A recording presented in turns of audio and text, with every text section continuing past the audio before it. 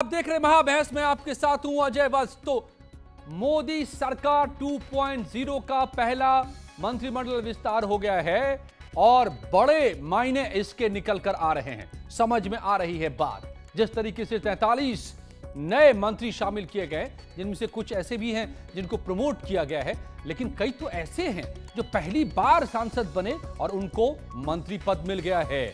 तो इसकी पीछे की क्या वजह है?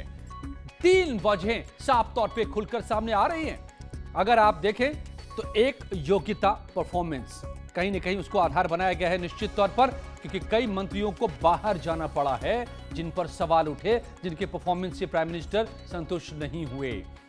और कई ऐसे हैं जो बिल्कुल युवा है, बिल्कुल तजुर्बा नहीं है, पहली बार सांसद बने, लेकिन उनको लाया गया है क्योंकि एनर्जी चाहिए। पश्चिम बंगाल में खास तौर से, या फिर अनुराग ठाकुर जो कि पहले से हालांकि फाइनेंस मिनिस्टर रहे एमओएस, मगर उनको कैबिनेट दिया गया है।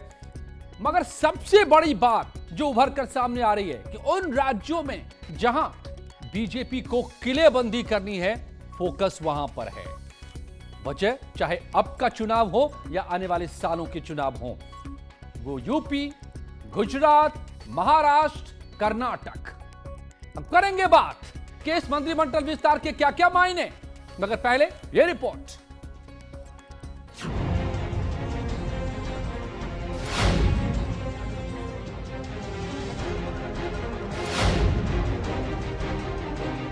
मैं अनुप्रिया सिंह पटेल ईश्वर की शपथ लेता हूँ विधि द्वारा स्थापित भारत के संविधान के प्रति सच्ची श्रद्धा और निष्ठा रखूंगा। भारत की प्रभुता और अखंडता अक्षुण्ण रखूंगा। मैं संघ के राज्य मंत्री के रूप में अपने कर्तव्यों का श्रद्धापूर्वक और शुद्ध अंतःकरण से निर्वहन करूंगा।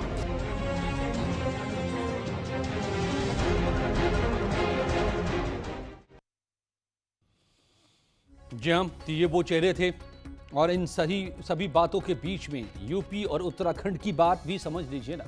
यूपी से 7 नए चेहरे सामने आ गए आज केंद्रीय मंत्रिमंडल में, जबकि एक का प्रमोशन हो गया है जो राज्यसभा के सांसद हैं हरदीप सिंह पुरी, और उत्तराखंड से अजय भट्ट साहब स्टेट मिनिस्टर बन गए हैं। तो क्या इनके जरिए भी यूपी में आने वाले चुनावों पर नजर है? मेरे साथ हिलाल अहमद नकवी, समीर सिंह, विशाल मिश्रा, सुधींद्र भदौरिया, हीरालाल यादव समाजवादी पार्टी से भी जुड़ रहे हैं। स्वागत है आप सभी का। तो दिल्ली में शपथ समीर सिंह जी और यूपी में विजय पथ, इसकी तैयारी हो गई।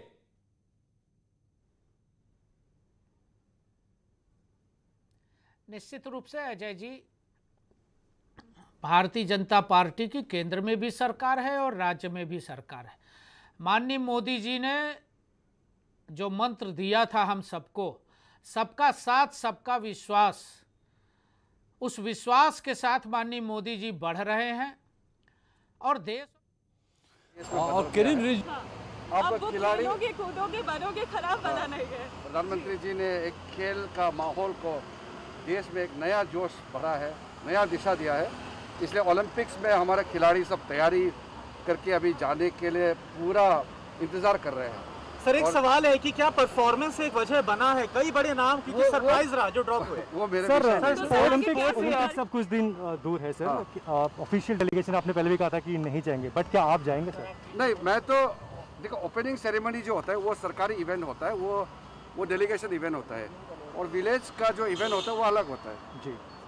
जो ओपनिंग सेरेमनी में जो होता है उसका अभी तय नहीं हुआ।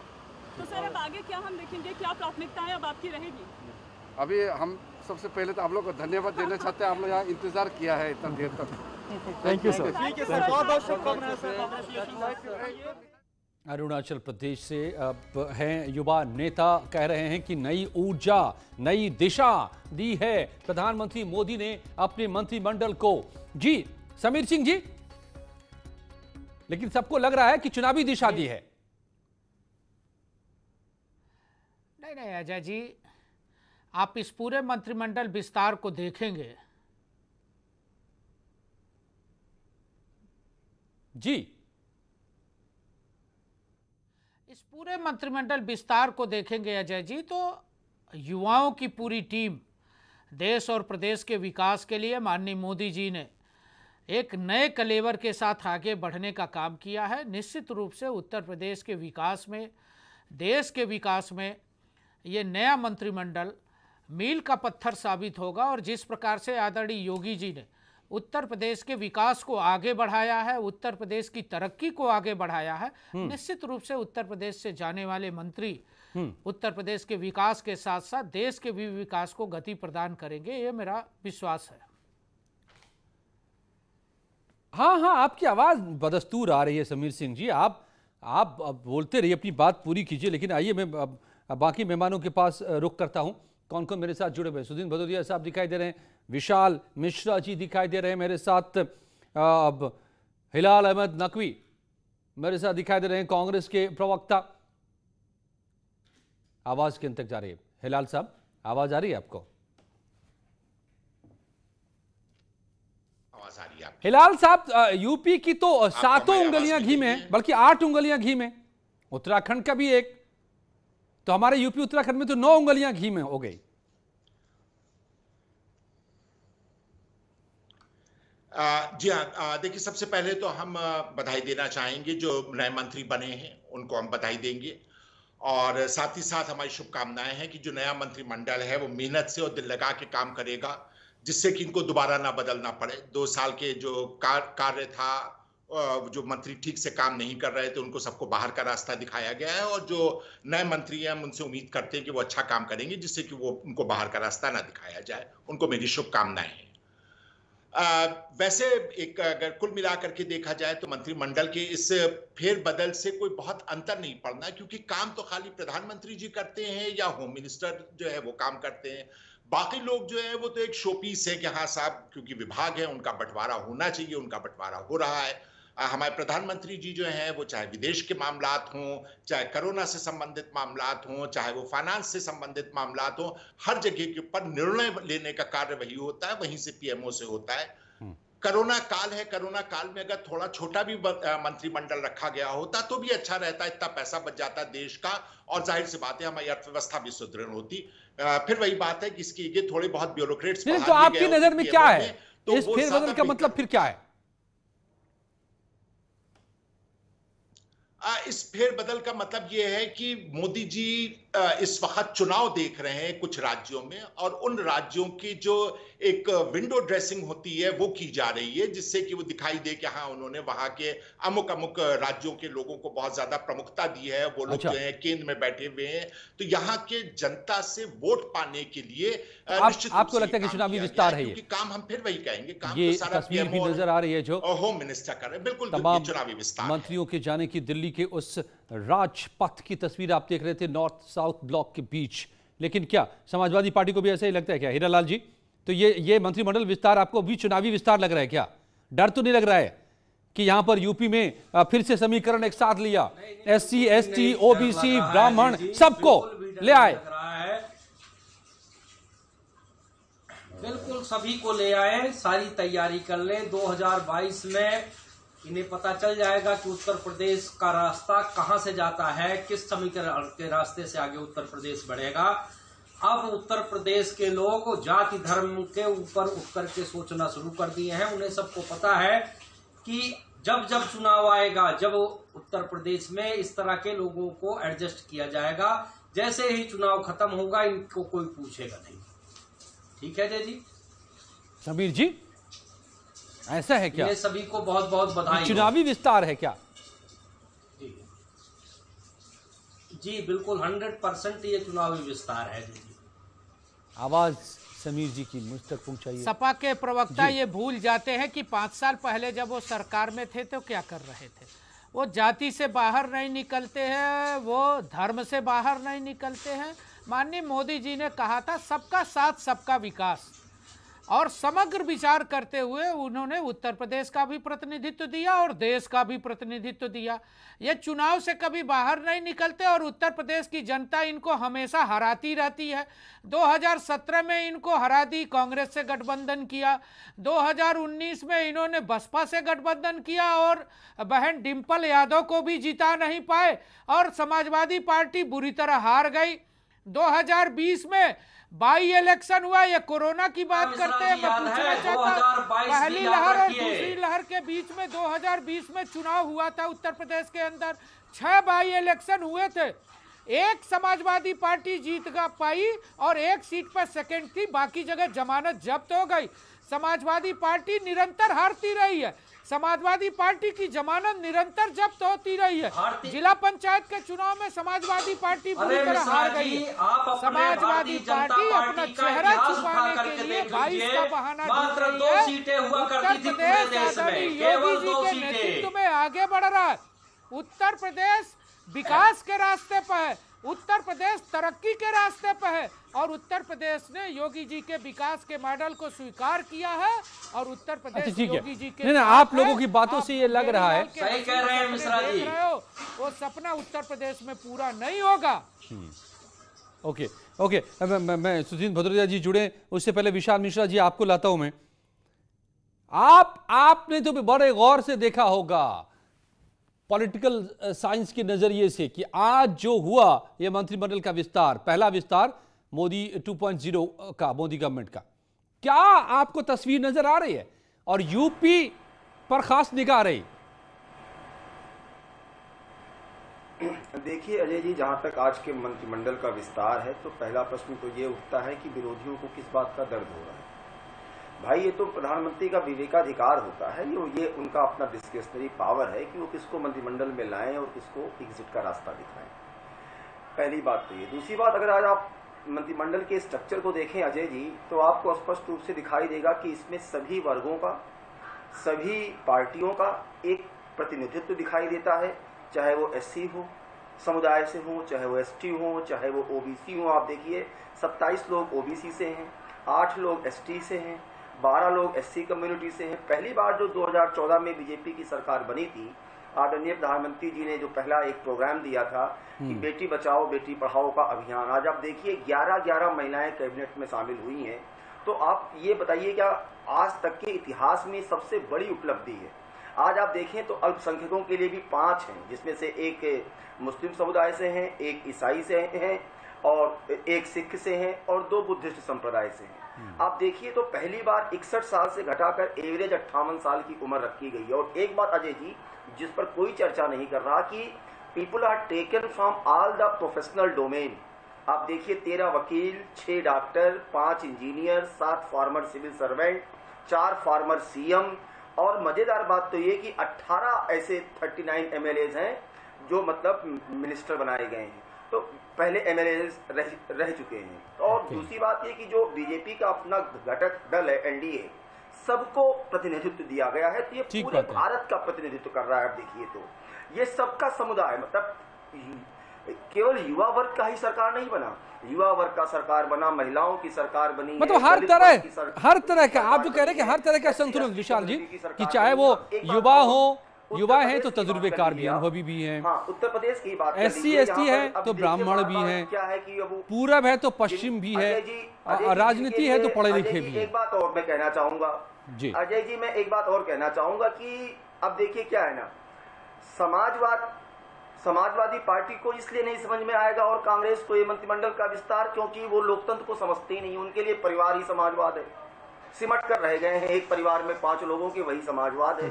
अब जब भारतीय जनता पार्टी आज दुनिया की सबसे बड़ी लोकतांत्रिक पार्टी है, तो आज आप देखिए ना किस तरीके से लोगों के चयन में भी लोकतांत्रिक प्रक्रिया और लोकतांत्रिक पारदर्शिता स्पष्ट रूप से दृष्टिगोचर होती है। डेमोक्रेटिकली भी बैलेंस, लोकतांत्रिक रूप से भी संतुलित आप कह रहे हैं। सबका विकास और सबका विश्वास, सबको तीनों सबका साथ विकास और विश्वास को लेते हुए आगे बढ़ रहे हैं। और रही बात उत्तर प्रदेश के चुनाव की, तो अभी अजय जी गांव की पगडंडियों से जिला के जिला पंचायत भवन मैं पूछूंगा आपसे इस पर कि क्या इम्पैक्ट होगा इस मंत्रिमंडल विस्तार का यूपी के चुनाव पर। भदौरिया साहब जुड़े हुए हैं, वो अक्सर डिस्कनेक्ट हो जा रहे हैं, उनसे मैं ले लेता हूं सवाल। सुधीर भदौरिया जी, सबसे ज्यादा निशाने पर तो आप ही नजर आ रहे हैं इस मंत्रिमंडल विस्तार में। एसपी सिंह बघेल, कौशल किशोर जी, सबके सब बन गए, 7 यूपी से मिनिस्टर। सुधीर जी देखिए, इस बार मंत्रिमंडल का जो पुनर्गठन हुआ है और विस्तार हुआ है, उससे एक चीज स्पष्ट हो गई है कि मोदी जी ने ये स्वीकार कर लिया है कि उन्होंने इस दौर में जो 5-6 वर्ष के दौर रहे हैं उनके सरकार के, उसमें वो स्वास्थ्य और शिक्षा को उन्होंने बहुत अनदेखी की। स्वास्थ्य और शिक्षा के मंत्रियों को जो उन्होंने 6-7 वर्षों से जिम्मेदारी दे रखी थी वो फेल हुए, और इसलिए मोदी जी जो इस देश के प्रधानमंत्री हैं, जब इस देश की जो सबसे प्राथमिक जरूरतें हैं वो है स्वास्थ्य और शिक्षा, अन्य जरूरतें भी हैं।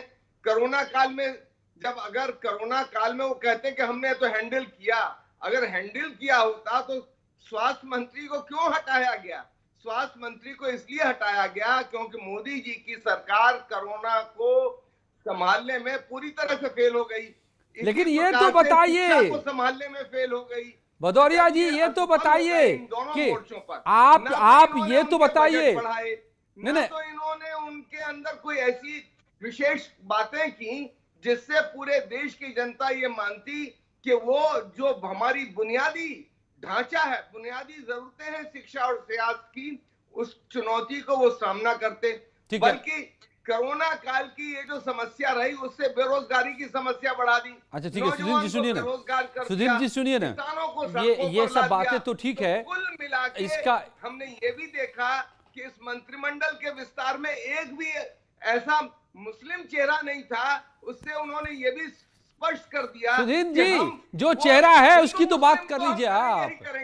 अरे आप ये तो बताइए कि बघेल साहब क्यों हैं? देखिए उनके घर से तस्वीरें भी आ रही हैं। एसपी सिंह बघेल आगरा के सांसद जो हैं, जश्न चल रहा है आगरा में एससी का कैपिटल है यूपी का, आगरा शेड्यूल कास्ट का कैपिटल। सुनिए, और दिल्ली वाले घर पे जश्न है। तो आप बताइए कि बघेल साहब, कौशल किशोर साहब कैसे आ गए? अजय जी ये आपको जानकारी मैं दे दूं कि आप आगरा की तस्वीर दिखा रहे, रहने वाले वो औरैया के हैं। औरैया में वो नहीं तो तस्वीर तो दिल्ली वाले घर की है, लेकिन सांसद तो आगरा से हैं। औरैया में वो अपने आप को बैकवर्ड कहते हैं, यहाँ पर वो एससी कहते हैं। और बल्कि उनका केस चल रहा है कोर्ट के अंदर कि वो एससी है कि ओबीसी हैं। तो इस प्रकार के लोगों को अगर वो ये करना चाहें कि एससी बना दें बैकवर्ड को, अब लीजिए आपने तो उनको एससी से ही खारिज कर दिया। वो एससी कोटे से हैं, एससी के हैं। तो इसलिए देखिए अजय जी, आप जान लीजिए ये सरकार हर मोर्चे पे विफल रही है। इसीलिए उन्होंने जो मंत्री हटाए, ये इसलिए हटाए क्योंकि उनकी सरकार फेल हो गई। अब फिर नए मंत्री बनाए हैं, उसका हालांकि उनका हम विशेषाधिकार मानते हैं। आपको नुकसान उनको मंत्रिमंडल बनाने का क्या? बीएसपी का जो कोर वोट बैंक है, नाकामी को स्वीकारा है। अच्छा सुधीर जी, आप ये मानेंगे कि बीएसपी का जो कोर वोट बैंक है उस पर नजर है इस मंत्रिमंडल विस्तार में? नाकामी को स्वीकारा है, ये बहुत अच्छी बात है। ठीक है सुधीर जी, एक और सवाल आप बता दीजिए, आपको नहीं लगता कि बीएसपी का जो वोट बैंक है उस पर खास नजर है इस मंत्रिमंडल विस्तार में? दो बड़े चेहरे उसी वोट बैंक के तबके से, जो दलित जिसको कहते हैं आप, गैर जाटव पर खास तौर से नजर है। देखिए एक चीज जान लीजिए, ये इस तरह की जो उनकी कलाबाजियां हैं, इससे दलित, शोषित, वंचित जानते हैं।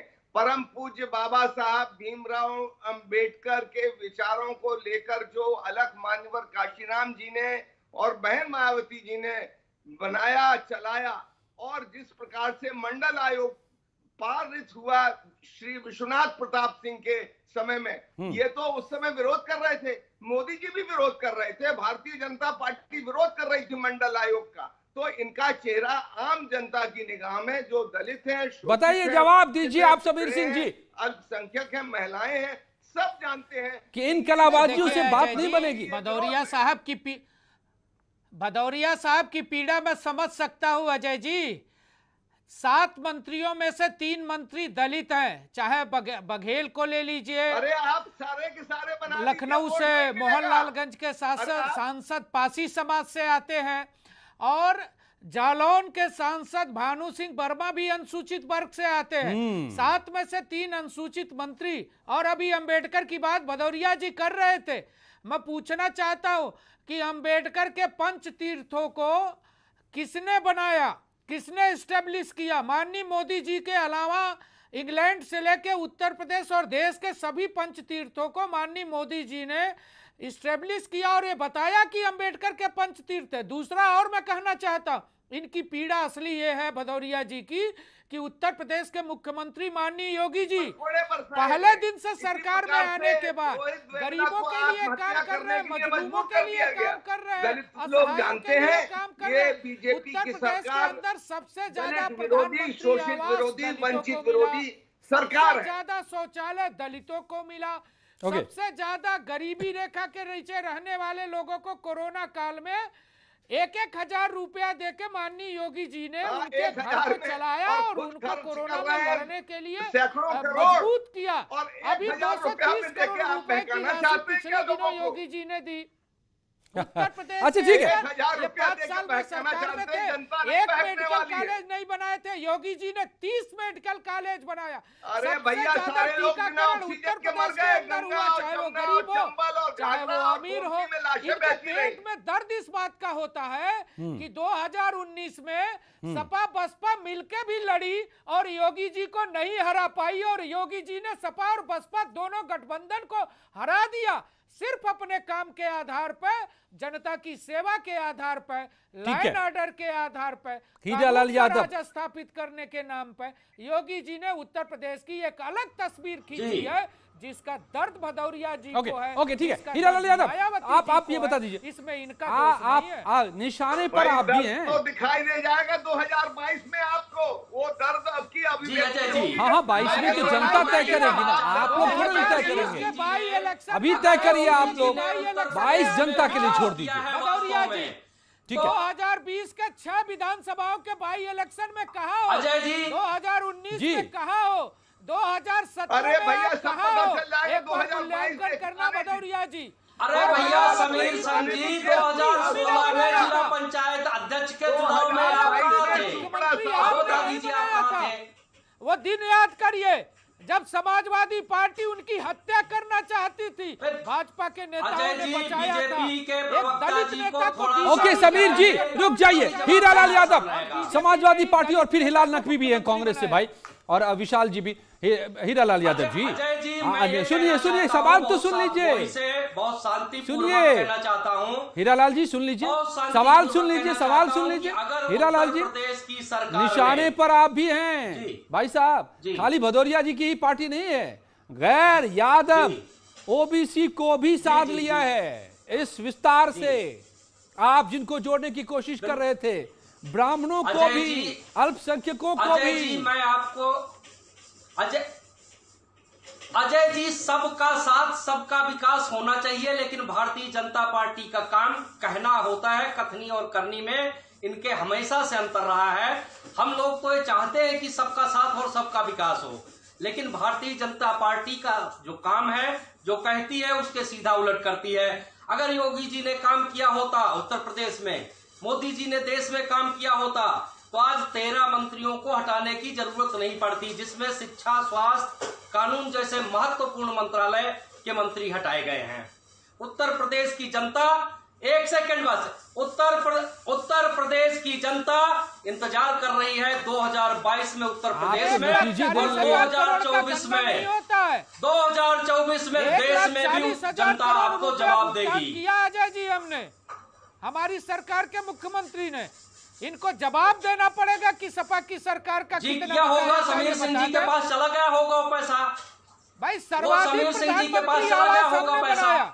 आप जिस चौधरी चरण सिंह की पार्टी के साथ गठबंधन कर रहे हैं, उस चौधरी चरण सिंह की जन्मभूमि।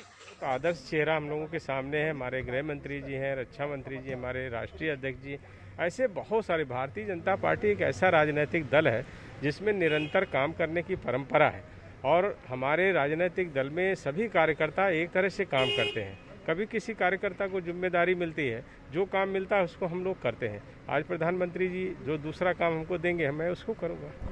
बहुत बड़ा चैलेंज है परफॉर्मेंस का, क्योंकि प्रधानमंत्री जी को परफॉर्मेंस पसंद है। वो कितना बड़ा चैलेंज है? देखिए, वो इसलिए पसंद है कि स्वयं वो इतना अच्छा परफॉर्म करते हैं कि आज वो पूरी दुनिया के लोकप्रिय नेता हैं। केवल देश के ही नहीं, पूरी दुनिया में उनको आदर्श स्थिति में देखा जाता है, और प्रधानमंत्री जी से सभी लोग प्रेरणा लेते हैं।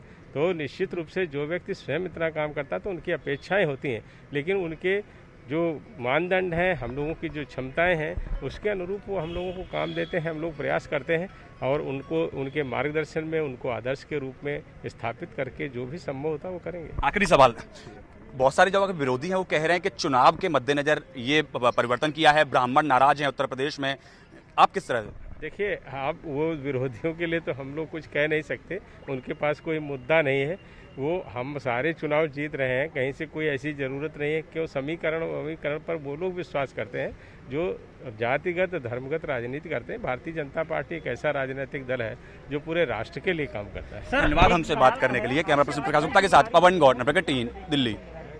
अजय कुमार मिश्रा साहब जो कि अभी भी सांसद बने हैं, मंत्री बने हैं, लखीमपुर खीरी से सांसद हैं। हिलाल लखवी साहब, ये आप पर भी निशाना है। हालांकि सभी कोशिश में लगे हुए थे, सभी परशुराम की मूर्ति बना रहे थे, सभी ये कैंपेन कर रहे थे ब्राह्मणों को लुभाने की, सवर्णों को लुभाने की। आपके जितिन प्रसाद भी गए और अजय मिश्र मिनिस्टर भी बन गए।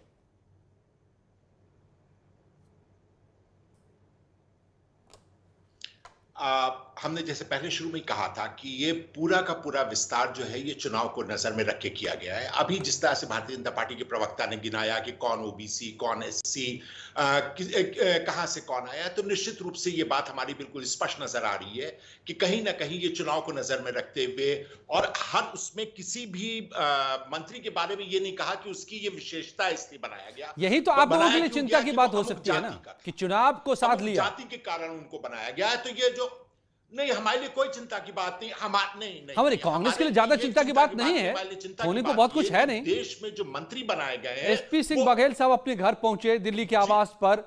देखिए इस तस्वीर को, फूल माला से स्वागत कर रहे हैं उनके कार्यकर्ता।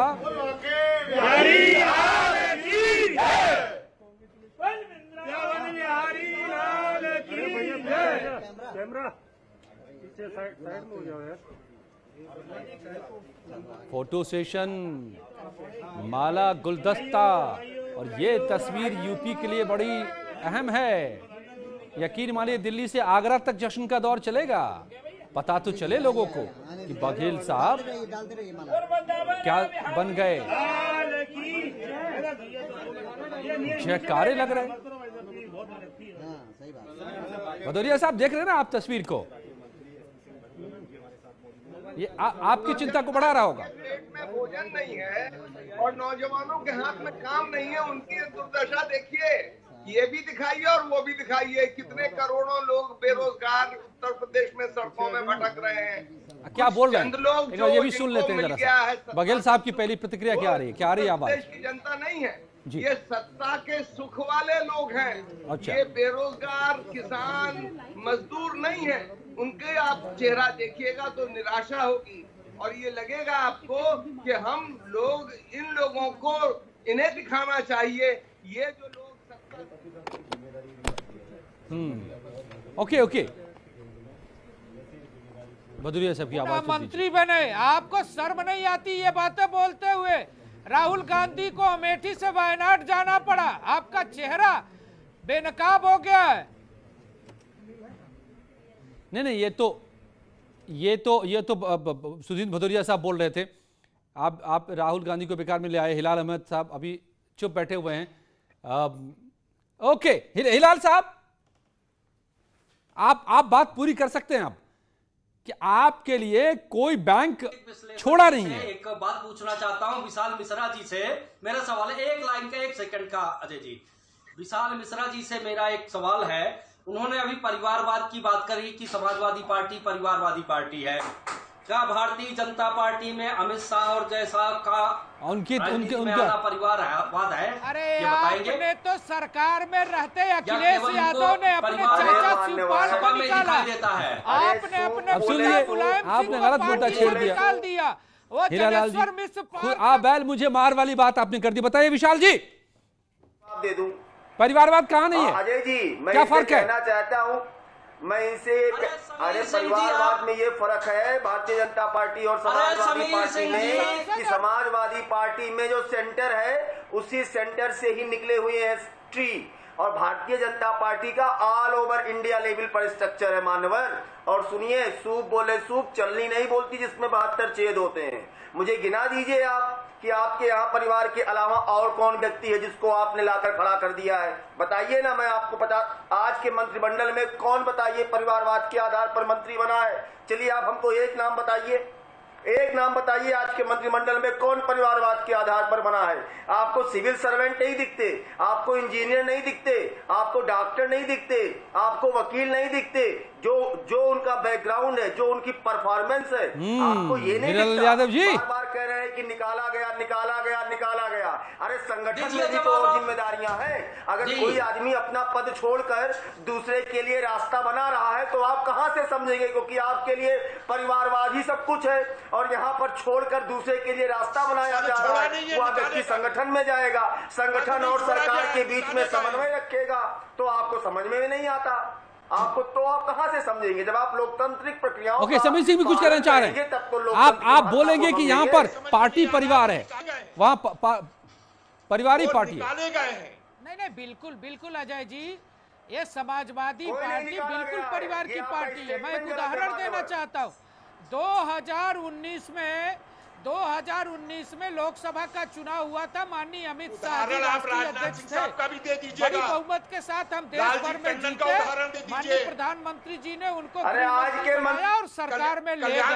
नड्डा जी स्वास्थ्य मंत्री थे, नड्डा जी स्वास्थ्य मंत्री थे और उनको बीजेपी का राष्ट्रीय अध्यक्ष बनाया गया। यह भारतीय जनता पार्टी का फैसला है, ये निर्णय है बीजेपी का। हमारे कार्यकर्ता, हमारे नेता जो फैसला होता है उसको स्वीकार करते हैं, संगठन का भी काम करते हैं। सरकार मंत्री हो गया हूं, लेकिन कोई भी बात करेगा तो निश्चित तरीके से उसकी बात करेंगे और फिर से मेरा नंबर जिसकी जेब में होगा, कौशल राज मंत्री उसकी जेब में रहेगा और जनता के लिए काम करेंगे और जनता के हित की बात करेंगे।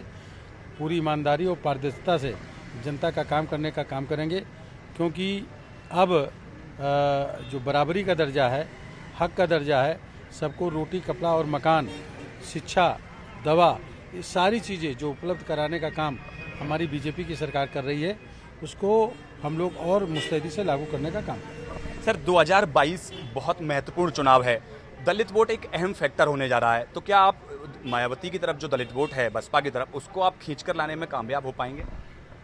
60 से 70% जो दलित समुदाय का वोट है वो भारतीय जनता पार्टी की तरफ आकर के खड़ा हो रहा है, क्योंकि उत्तर प्रदेश में अब बीएसपी का वजूद धीरे धीरे खत्म हो रहा है। सर क्योंकि प्रधानमंत्री जी को परफॉर्मेंस पसंद है, किस तरह आप परफॉर्म करेंगे? हमको लगता है परफॉर्मेंस ही समझ में आई होगी, तभी हमको राज्यमंत्री का पद दिया गया है और जो परफॉर्मेंस हम करते आए हैं उससे ज़्यादा बेहतर परफॉर्मेंस करेंगे। धन्यवाद हमसे बात करने के लिए। कैमरा पर्सन प्रकाश गुप्ता के साथ पवन गौड़, नेटवर्क 18 दिल्ली। सुधींद्र जी, 60 से 70% दलित समुदाय, कौशल किशोर की बात बीजेपी के साथ। कौशल किशोर अभी भी मंत्री बने हैं। सुधींद्र भदौरिया जी, मंत्री से नहीं होता है।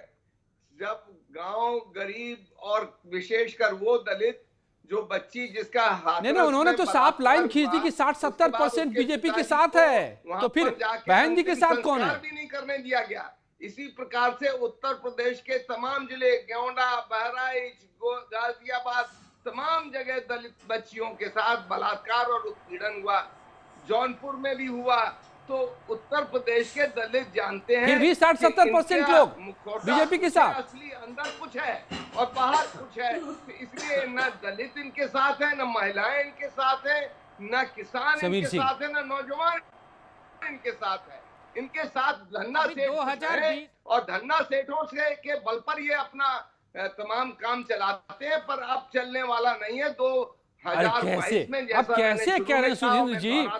आप खुद देखिए, अब ये आपकी बात आंकड़े नहीं बता, तस्दीक कर रहे हैं। पिछले चुनाव में ही आप 20 के आसपास और ये 40 के आसपास % वोट, कैसे आप कह रहे हैं इनके पास कोई नहीं है, आपके पास सारे हैं?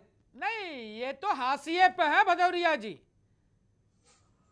ये अपना चेहरा छुपाने के लिए आरोप लगा रहे हैं। देखिए योगी जी ने जो काम किया है उत्तर प्रदेश के अंदर, चाहे वो सूचित कल्याण का रहा हो, चाहे वो पिछड़े समाज का कल्याण का रहा हो या सर्व समाज के कल्याण का रहा हो, उन सब कामों के नाते आज उत्तर प्रदेश की जनता योगी जी के साथ है, मोदी जी के साथ है। इस नाते इनको परेशानी होती है कि इनके राजनीतिक मंसूबे पूरे नहीं हो रहे। ये जो टिकटों की खरीद फरोख्त करते थे, आज इनको ग्राहक नहीं मिल रहे। भदौरिया जी की पार्टी को देश की जनता जान चुकी है, लोग नहीं मिल रहे। उनको पता है कि हार सुनिश्चित है, हमको हारना है। हम विधानसभा में हार गए, हम लोकसभा में हार गए, हम जिला पंचायत में हार गए। और दिल्ली आवाज पर जहाँ पर आप देख सकते हैं कि जो कार्यकर्ता है वो काफी खुश नजर आ रहे हैं और यहाँ पे जश्न का माहौल है। पूरा जो घर है वो फूलों से सजाया गया है। स्वागत की तैयारियां जोरों पर है। बघेल जी दिल्ली पहुंच चुके हैं, अपने आवास पर पहुंच चुके हैं शपथ ग्रहण के बाद और हमारे साथ बात करने के लिए मौजूद है। बात करते हैं। सर ये बताइए, सबसे पहले तो न्यूज़ 18 की तरफ से आपको न्यूज़ 18 का आभार। सर ये बताइए, दिखा रहे थे न्यूज़ 18 वाले। सर ये बताइए कितनी बड़ी चुनौती आप इसको मानते हैं, क्योंकि आने वाले बस विधानसभा चुनाव भी यूपी में बिल्कुल नजदीक आ चुके हैं। चुनौती होती है, छोटी हो या बड़ी हो, और हर जिम्मेदारी बड़ी होती है। जो भी जिम्मेदारी एक बूथ अध्यक्ष से लेकर राष्ट्रीय अध्यक्ष को संगठन में मिले, अथवा गांव के प्रधान से लेके और ऊपर तक जो भी पद हो, उसको पूरी तरह जस्टिफाइड करना चाहिए अपनी मेहनत से, लगन से, ईमानदारी से। तो चुनौती तो है। उत्तर प्रदेश के चुनाव सन्निकट, उसकी पूर्व संध्या पर मंत्रिमंडल का विस्तार हुआ, जिसमें लेकिन मैं आभार प्रकट करना चाहूँगा कि क्षेत्र, जाति, वर्ग सबको बैलेंस करते हुए प्रधानमंत्री जी ने एक खूबसूरत गुलदस्ता बनाया है। खूबसूरत गुलदस्ता वो होता है जिसमें हर रंग का फूल हो, हर किस्म का फूल हो, हर प्रकार की खुशबू का फूल हो।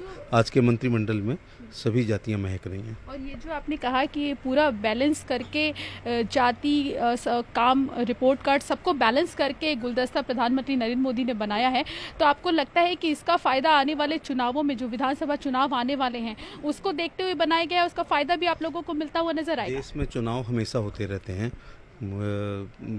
25 से ऊपर राज्यों का, केंद्र शासित प्रदेशों का, यूनियन टेरिटरीज का ये देश है। चूँकि केंद्र और राज्य की सरकार, राज्य के चुनाव हमेशा साथ में नहीं होते हैं। हंग विधानसभाएं आती हैं, विधानसभाएं भंग जाती हैं। लोकसभा भी 89 से 91 चली, 77 से 80 चली, 96 से 98 चली, 98 से 99 चली। ये 5 लोकसभाएं हैं जो 2 साल का कार्यकाल पूरा कर पाई हैं। इसलिए चुनाव हमेशा आते हैं। जब भी मंत्रिमंडल का विस्तार होगा या कोई भी बात होगी, कोई ना कोई राज्य का चुनाव आने वाला होता है, आप उससे जोड़कर देखते हैं। लेकिन सभी हमेशा देखा गया है कि मंत्रिमंडल का विस्तार साल 2 साल में होता ही है। यूपी चुनाव होते तो ठीक है, यूपी चुनाव नहीं होते क्योंकि मंत्रिमंडल का विस्तार होना ही होता है। सर यूपी कैबिनेट में उत्तर प्रदेश के 7 चेहरों को जगह मिली है। ये एक जो संख्या है, ये सबसे बड़ी संख्या है। इसको किस तरीके से देखते हैं आप? 8 हरियाणा के बराबर भी तो उत्तर प्रदेश है। बड़ा राज्य है, 19 करोड़ की पॉपुलेशन वाला राज्य है। 80 MP होते हैं, 402 विधायक होते हैं, MLCs होते हैं, राज्यसभा होती है, तो बड़ा राज्य है। अच्छा, उत्तर प्रदेश की अगर मैं बात करूं तो उत्तर प्रदेश के विकास को लेकर आप पहले भी काफ़ी काम करते रहे हैं। जब आप मंत्री थे योगी सरकार में और जब आप आगरा के सांसद थे, दोनों जगह आपने काफ़ी बेहतरीन काम किया है। तो अभी आपने कोई रणनीति बनाई है क्या कि किस तरीके से उत्तर प्रदेश के विकास को लेकर और तेज़ी से काम किया जाएगा? विभागों के बंटने के बाद ज़्यादा आदमी अपने विभाग के बारे में एक पूरा रूपरेखा बना सकता है। एज राज्य मंत्री तो जो भी कर सकते हैं अपने लोकसभा के लिए, राज्य के लिए, देश के लिए, वो तो करना ही है। लेकिन ये जो जब विभागों का वितरण बन जाता है, तब कुछ और भी डीपली आप अपने विभाग में काम कर सकते हैं। न्यूज़ 18 से बात करने के लिए। तो सुना आपने, ये थे SP सिंह बघेल जो अभी शपथ ग्रहण के बाद अपने आवास पे पहुंचे हैं। और एक बार मैं फिर आपको यहाँ पे दिखाऊं कि किस तरीके से यहाँ पे जो कार्यकर्ता हैं वो खुश नज़र आ रहे हैं और उन्होंने तैयारियां की हैं। अपने घर, दिल्ली स्थित जो उनका घर है, वो वहाँ पर पहुँचे हैं। और बस अब ये कहा जा रहा है कि अब जो नई जिम्मेदारियां मिली हैं, उस नई जिम्मेदारियों को उठाने के लिए SP सिंह बघेल का कहना है कि वो पहले भी तैयार थे और अब जो भी जो जिम्मेदारियां हैं उनको मिलेंगी मोदी कैबिनेट की तरफ से, उसको भी उठाने के लिए पूरी तरीके से। प्रीति श्रीवास्तव हमारी संवाददाता SP सिंह बघेल के घर से जो दिखा रही थी तस्वीरें। सुजिंद्र भदौरिया जी, अब हीरालाल यादव जी को याद आ रही होंगी, कब कैसे मुलायम जी के साथ थे, कभी SP सिंह बघेल, उनकी सुरक्षा और फिर उनकी पार्टी से सियासत का सफर शुरू होता है। और आज बीजेपी के मोदी जी की सरकार में मिनिस्टर बन जाते हैं। सुदीन भदौरिया जी, अब आप इतना मुझे बता दीजिए, ठीक है सारी बातें राजनीति की अलग है, लेकिन आने वाले चुनाव में इस मंत्रिमंडल विस्तार का एक बड़ा असर होगा, बड़ा इंपैक्ट होगा, इससे इनकार नहीं कर सकते हैं। देखिए अजय जी, आप इसको इस दृष्टिकोण से देखिए, जैसे एसपी सिंह बघेल का आप अभी कह रहे थे कि बहुत बड़ी यात्रा की, इन्होंने पार्टियों की भी बहुत यात्रा की।